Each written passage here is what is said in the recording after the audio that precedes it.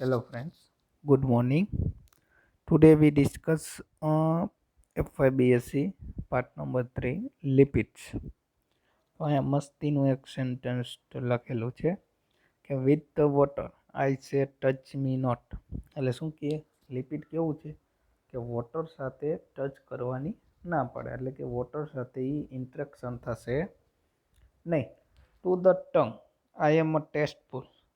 જો આપણે એને ચાખી અથવા તેનો સ્વાદ લઈ તો એ કેવું હશે, tasteful. Within a limits I am અ ડ્યુટીફુલ. કે જો લિમિટ બહારનું હોય જાય તો એ થોડુંક હાનિકારક છે. N access I am a dangerous. જો વધુ પ્રમાણમાં લેવામાં આવે તો એ ક્યારેક ખતરા સ્વરૂપે પણ અનુભવાય છે. Lipid are the chief concentration storage from the energy forming about 3.5% of the cell content. કે લિપિડ મુખ્ય સ્ટોરેજ મટીરિયલ છે કોઈ પણ સેલ માટે, કે જે સેલના 3.5% જેટલું કન્ટેન્ટ ધરાવે છે. Lipids are the organic substance relatively ઇનસોલ્યુબલ in water. એટલે કે વોટરની અંદર સોલ્યુબલ નથી, but soluble in organic solvent. પરંતુ અમુક આલ્કોહોલ, ઇથર વગેરે જેવા, પેટ્રોલિયમ ઇથર વગેરેની અંદર શું છે તો કે સોલ્યુબલ છે. એટલે કે અમુક સોલ્વન્ટની અંદર, ઓર્ગેનિક સોલ્વન્ટમાં એ સોલ્યુબલ છે, જ્યારે પાણીની અંદર ઇનસોલ્યુબલ છે. એના મેઇન ફંક્શનની વાત કરીએ, તે are the concentrated fuel reserve of the body. એટલે કે બોડી માટે એ એક ઈંધણનું કાર્ય કરે છે. એટલે કે ઉર્જા આપવા માટેનું કાર્ય લિપિડ દ્વારા થાય બોડીની અંદર. Lipid are the constitute of the membrane structure and regulate the membrane permeability. કે લિપિડની મદદથી જે મેમ્બ્રેન સ્ટ્રક્ચર રહ્યું, એટલે કે સેલ મેમ્બ્રેન હોય તો સેલ મેમ્બ્રેન લિપિડની બનેલી હોય છે, કેમ કે આપણે એમાં લિપોપ્રોટીન આવેલું હોય છે, એટલા માટે એ મેમ્બ્રેન સ્ટ્રક્ચરનો એક ભાગ છે. અને એના દ્વારા રેગ્યુલેટ ધ મેમ્બ્રેન પરમેબિલિટી. એટલે કે મેમ્બ્રેનની અવર જવર, મેમ્બ્રેનની એક્રોસ જે પદાર્થો ટ્રાન્સપોર્ટ થતા હશે એના માટે પણ મહત્વનો ભાગ ભજવે છે. તે સર્વ as the source of fat soluble vitamins. કે એ એવો સોર્સ છે કે જેની અંદર અમુક વિટામિન્સ એ, ડી, એ, કે વગેરે વિટામિન્સ રહ્યા, vitamin A, vitamin E, vitamin D, vitamin કે જે લિપિડમાં સોલ્યુબલ હશે, એટલે કે ચરબી દ્રાવ્ય વિટામિન, તો એના માટે સોર્સ તરીકે ઉપયોગી છે. Lipid are important cellular metabolic regulator. Metabolic regulator માટે, એટલે કે જે ચયાપચયની ક્રિયાઓ થતી હશે એમાં પણ મહત્વનો ભાગ ભજવે. Lipid protect the internal organs and સર્વ એઝ ધ ઇન્સ્યુલેટિંગ મટીરિયલ. શું કરે છે તો કે જે અંદરના ઓર્ગન્સ રહ્યા, સેલ અથવા તો બોડી, એને પ્રોટેક્ટ કરવાનું કામ કરે છે. એટલે કે એની ઉપર લિપિડ આવી જશે, એના કારણે બહારથી કોઈ પણ પ્રકારનું અટેક થશે તો ઓર્ગનને કોઈ પણ પ્રકારનું નુકસાન થશે નહીં. એટલે કે ઇન્ટરનલ ઓર્ગનને પ્રોટેક્ટ કરવાનું કાર્ય. અને સર્વ as the insulating material, insulating material તરીકે પણ એનો ઉપયોગ થાય છે. ત્યારબાદ વાત કરીએ કે લિપિડનું ક્લાસિફિકેશન. ક્લાસિફિકેશન ઓફ લિપિડ, તો કે 3 ટાઈપની અંદર લિપિડનું ક્લાસિફિકેશન થાય. First simple, complex and derived. સિમ્પલેટ લિપિડની અંદર શું થશે તો કે ફેટ અને ઓઇલનો સમાવેશ થશે અને વેક્સનો સમાવેશ થશે. જ્યારે કોમ્પ્લેક્સ લિપિડની અંદર ફોસ્ફોલિપિડ, ગ્લાયકોલિપિડ અને લિપોપ્રોટીનનો સમાવેશ થશે. અને ડિરાઇવ્ડ પ્રોટીનની અંદર, લિપિડની અંદર સ્ટીરોઇડ અને ટેપેરેન્ટ્સ. હવે એક પછી એક આપણે જોઈએ તો કે simple lipid, they are the ester of the fatty acid with the alcohol. કે ફેટી એસિડ દ્વારા લિપિડનું સર્જન થતું હશે, જે આપણે પાછળ જોઈએ કે they are the ester of the fatty acid with the alcohol. એટલે કે આલ્કોહોલ સમૂહ અને એસ્ટર સમૂહ બને આવેલા છે તે આર ધ ટુ ટાઈપ, એક નેચરલ ઓર ટ્રુ ફેટ્સ, એટલે કે જે નેચરની અંદર મળતા હશે એવા ફેટ. તો એની અંદર ester of fatty acid with the glycerol અને waxes, ester with the fatty acid with the alcohol other than glycerol. હવે અમુક ફેટી એસિડમાં એસ્ટર બંધાવેલો હશે, અમુકની અંદર આલ્કોહોલિક બંધાવેલો હશે. તો બે પ્રકારના થઈ ગયા, વેક્સની અંદર આલ્કોહોલ અને નેચરલ ફેટ્સની અંદર ગ્લિસરોલ.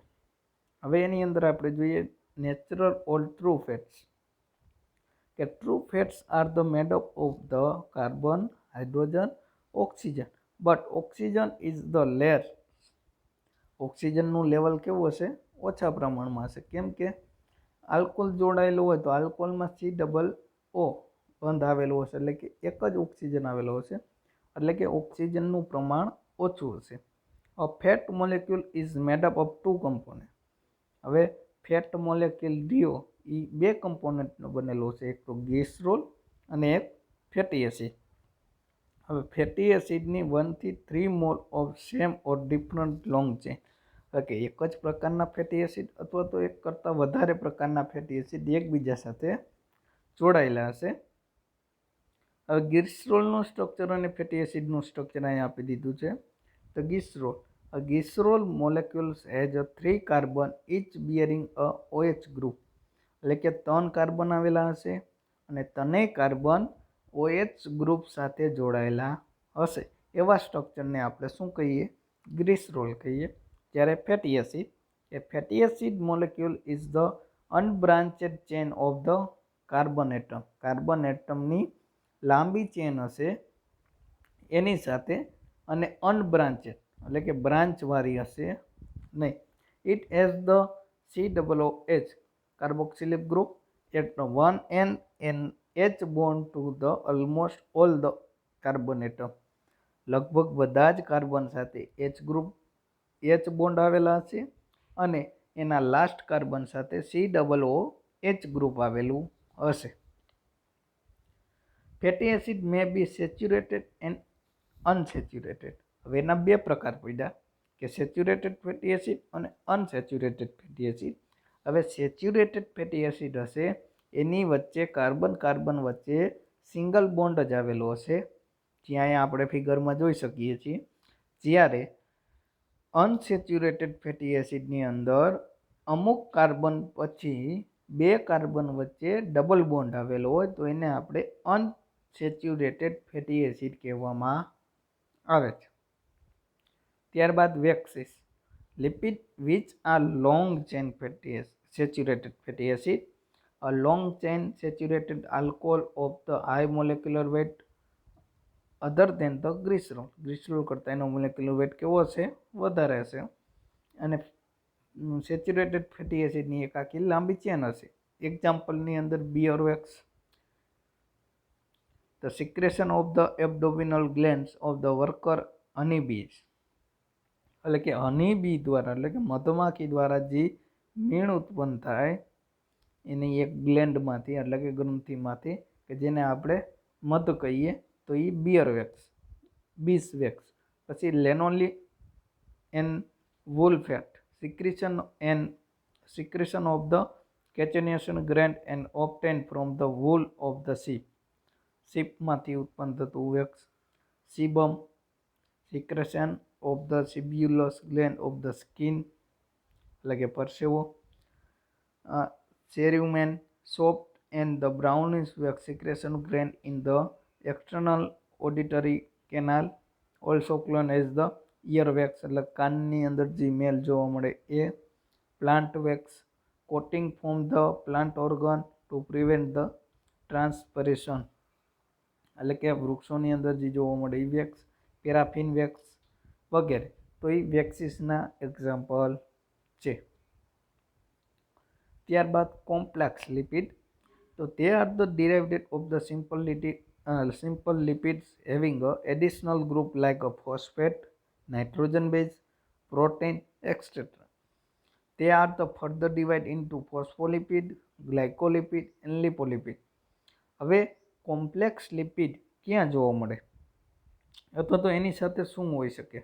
તો એની વાત કરી કે simple lipid have the additional group. હવે સિમ્પલ લિપિડની સાથે અમુક એવા એડિશનલ ગ્રુપ જોડાયેલા લાઈક અ ફોસ્ફેટ, નાઇટ્રોજન બેઝ અથવા તો પ્રોટીન જોડાય તો એને આપણે કોમ્પ્લેક્સ લિપિડ કહીએ.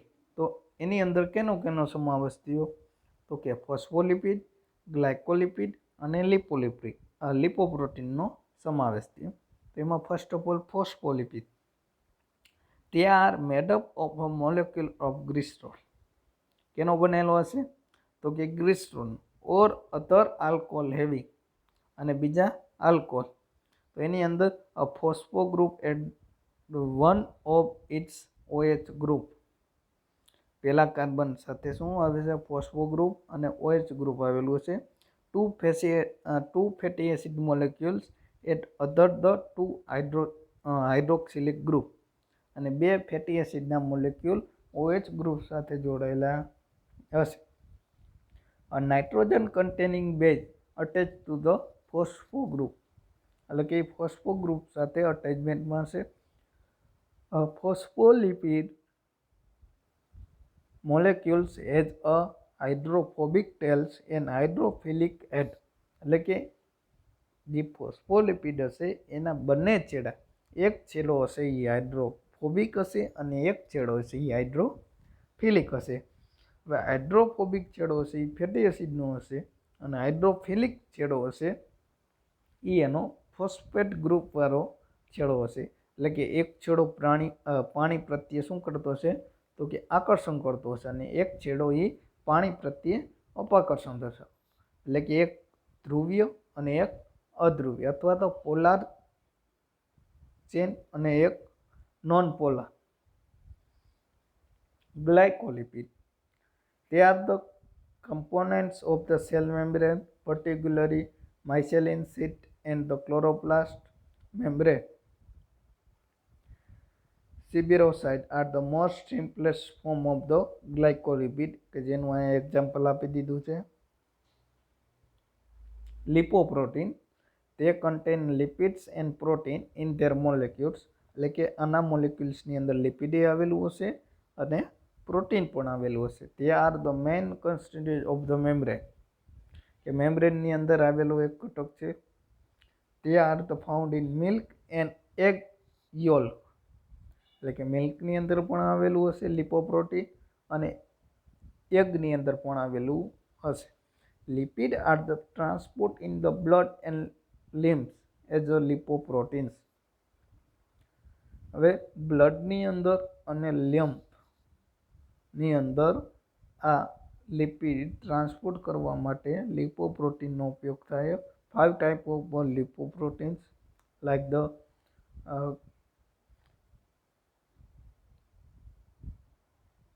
chylomicrons, very low DL, LDL, HDL અને free fatty acid albumin complex. હવે derived protein. They are the derived protein obtained the hydrolysis of the simple and complex lipid. Example steroid, heparins and prostaglandin. તો સ્ટીરોઇડની વાત કરીએ તો ઘણા બધા સ્ટીરોઇડનો સમાવેશ થાય. Testosterone, cortisone, vitamin D, cholesterol વગેરે કેવા છે? તો કે સ્ટીરોઇડ છે. The steroids do not contain fatty acid but are included in a lipid as the have a fat-like properties. એટલે કે સ્ટીરોઇડની અંદર ફેટી એસિડ નથી પરંતુ એ લિપિડ જેવી પ્રોપર્ટી ધરાવે છે, એટલા માટે એને આપણે ડિરાઇવ્ડ પ્રોટીનની અંદર મૂકવામાં આવે છે. તે are the made up of the 4 fuse carbon ring. એની અંદર 4 કાર્બનની રિંગ આવેલી હશે. જ્યાં સ્ટ્રક્ચરમાં આપને દેખાય જ છે 4 કાર્બનની અલગ અલગ રીંગો. Cholesterol, vitamin D, testosterone, adrenocortical hormones વગેરે શું છે? તો કે એડ્રીનોકોર્ટિકલ હોર્મોન. તો એ બધા સ્ટીરોઇડના ઉદાહરણ છે. The most common steroid are the sterol. એટલે કે મુખ્ય અથવા તો કોમન સ્ટીરોઇડ જો એને આપણે સ્ટેરોલ કહેવામાં આવે. Common sterols are the cholesterol and ergosterol. એના બે ઉદાહરણ. ટર્પેનેન્સ. Terpenes are the major component of the essential oil produced by the plant. કેની અંદર જોવા મળતું હશે? તો કે વનસ્પતિની અંદર જોવા મળતું હશે. એટલે કે જે આપણે વનસ્પતિજન્ય તેલ કહીએ એની અંદર ટર્પેનેન્સ આવેલું હશે. તે gives a fragrance to the plant parts. એટલે કે અમુક વનસ્પતિના પાર્ટમાંથી લેવામાં આવે. વિટામિન એ, ઈ અને કે કન્ટેન ટર્પેનોઇડ્સ કોલ્ડ ફાઇટોલ. કે વિટામિન એ, કે અને ઈની અંદર જોવા મળતા ટર્પેનોઇડ્સને આપણે શું કહીએ? ફાઇટોલ કહીએ. Carotenoids pigment is the precursor of the vitamin A. Lycopenes, a pigment present in the tomatoes, in the terpenoids. Gibberellins are the plant hormones, is also terpene.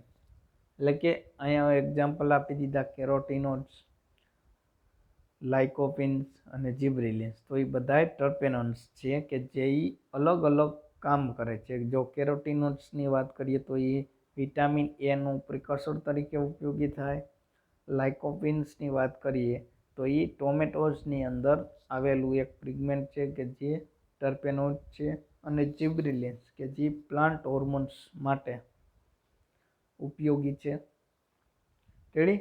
તો આ હતું લિપિડ. તો લિપિડનું હજી આપણે એક વખત પુનરાવર્તન કરી દઈએ કે લિપિડ્સનું ફંક્શન યાદ રાખવાનું થાય કે they are the continuous fuel reserve body constituted of the membrane structure and regulate the membrane permeability, serve source of the fat and soluble vitamins, metabolic regulator તરીકે, ઇન્સ્યુલિન તરીકે અને પ્રોટેક્ટ ધ ઇન્ટરનલ ઓર્ગેન. એના 3 type પડ્યા: simple, complex અને direct. Simple લિપિડની અંદર એના પાછા 2 પ્રકાર પડ્યા: ફેટ અને ઓઇલ અને વેક્સ. ત્યારબાદ કોમ્પ્લેક્સની અંદર ફોસ્ફોલિપિડ, ગ્લાયકોલિપિડ અને લિપોપ્રોટીનનો સમાવેશ થાય. અને ડિરાઇવ પ્રોટીનની અંદર સ્ટીરોઇડ અને ટર્પેનસ. બધાય આપણે જોયા. સિમ્પલ લિપિડ તો કે કાં ગ્લિસરોલ અને ફેટી એસિડના મોલેક્યુલ્સ આવેલા હશે. તો ગ્લિસરોલની અંદર 3 કાર્બન આવેલા હશે. 3 કાર્બન સાથે OH ગ્રુપ જોડાયેલા હશે. જ્યારે ફેટી એસિડના 2 પ્રકાર હતા: સેચ્યુરેટેડ ફેટી એસિડ અને અનસેચ્યુરેટેડ ફેટી એસિડ. હવે સેચ્યુરેટેડ ફેટી એસિડની આખી લાંબી ચેન હશે બંનેની અંદર, અને એના પ્રથમ કાર્બન સાથે અથવા તો છેલ્લા કાર્બન સાથે COOH ગ્રુપ આવેલું હશે. અને બધા વચ્ચે કાર્બન વચ્ચે સિંગલ બંધ આવેલો હશે. જ્યારે અનસેચ્યુરેટેડ ફેટી એસિડની વાત કરીએ તો એમાં અમુક કાર્બન પછી ડબલ બોન્ડ આવેલા હોય. એટલે કે 2 કાર્બન ડબલ બોન્ડથી જોડાયેલા હોય અને બાકીના કાર્બન સિંગલ બોન્ડથી જોડાયેલા હોય. તો એવા ફેટી એસિડને આપણે અનસેચ્યુરેટેડ ફેટી એસિડ કહીએ. વેક્સમાં તો beer wax, lanolic, wool fat, sebum, સિબ્યુમેન, પ્લાન્ટ વેક્સ, પેરાફિન વેક્સ વગેરે વેક્સના એક્ઝામ્પલ હતા. કોમ્પ્લેક્સની અંદર ફોસ્ફોલિપિડ, ગ્લાયકોલિપિડ અને ડિરાઇવ પ્રોટીનની અંદર સ્ટીરોઇડ અને ટર્પેનન્સ. રેડી? તો અહીંયા આપણું ચેપ્ટર નંબર 2 પૂરું થાય છે. હવે આગળ આપણે ચેપ્ટર નંબર 4 અને ચેપ્ટર નંબર 3 એન્ઝાઇમ અને control of the microbial organism વગેરેનો અભ્યાસ કરવાનો થશે.